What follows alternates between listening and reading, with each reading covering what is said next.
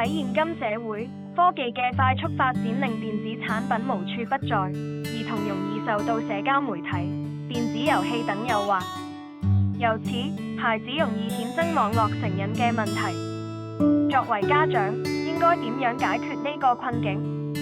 家長一方面有責任教育孩子專注於學業同社交，但另一方面又會擔心呢啲限制會破壞親子關係。咁家長應如何喺兩者之間取得平衡？何謂網絡成癮？網絡成癮係指過度使用網絡，無法自主控制上網時長，繼而對學業、人際關係、健康、家庭及工作等方面造成不良影響。家長需要先檢視自身嘅網路行為同習慣。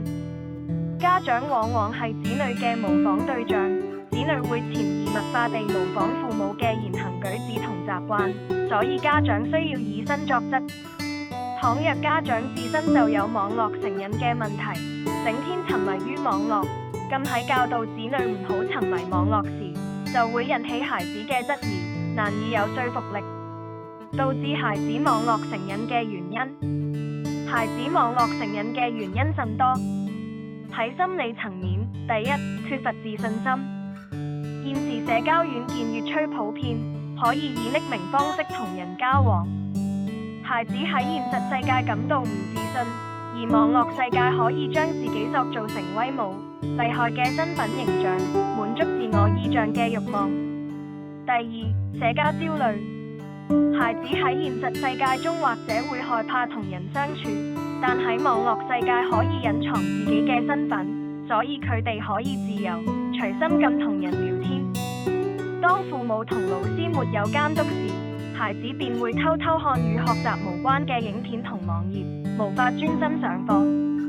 喺朋輩層面，孩子容易受到朋輩影響。當一群朋友都喺度玩同一款遊戲，而自己冇玩，或許會覺得自己格格不入。所以，孩子會為咗迎合朋輩或者出於朋輩壓力而上網玩遊戲。喺家庭層面，當父母忙於工作，冇足夠時間陪伴子女時，孩子也許會依賴電子產品嚟度過孤單嘅一人時間，漸漸對網絡產生依賴，難以自拔。預防網絡成癮嘅方法，首先，家長可以同子女共同訂立時間表，平衡娛樂、學習同運動嘅時間。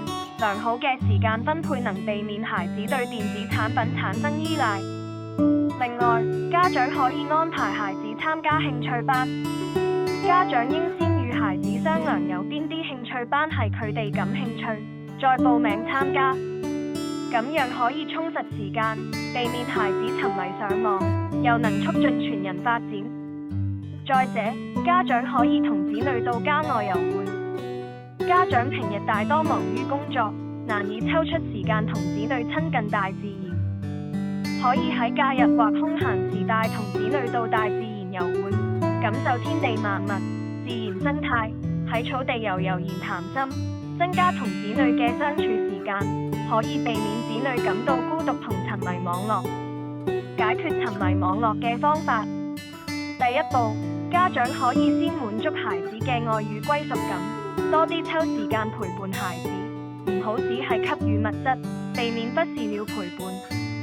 另外，家長可以給予孩子自尊同自主權，俾佢哋可以自由選擇自己喜愛嘅事情，合理引導孩子。第二步，同孩子一起重新建立使用網絡嘅規矩。家長可以同孩子一同訂立玩遊戲嘅時間，以及協議唔可以看色情、暴力等網頁。第三步，家長可嘗試帶孩子抽離網絡，放眼世界。家長可以帶孩子到興趣班中心，嘗試各種興趣班，有助發掘潛能、發展專長，俾孩子知道自己喺現實世界亦係優秀嘅，而唔只係局限於網絡世界。家長對待孩子沉迷網絡嘅態度，父母控制只會帶嚟孩子嘅抗拒，並衍生成對立。因此喺手機嘅使用上，唔建議家長以管教、控制嘅念頭出發。家長喺談判時需要先了解子女嘅需要、沉迷網絡嘅原因。雙方商量時嘅態度亦要友善，坦然表達對孩子上網成癮嘅感受。雙方需共同檢討不足，並約法三章，商討解決方法。例如，限制屏幕嘅使用時間，訂立唔遵守規則嘅後果，並嚴厲執行。沉迷網絡或者會對孩子學業、社交同心理等方面造成不良影響。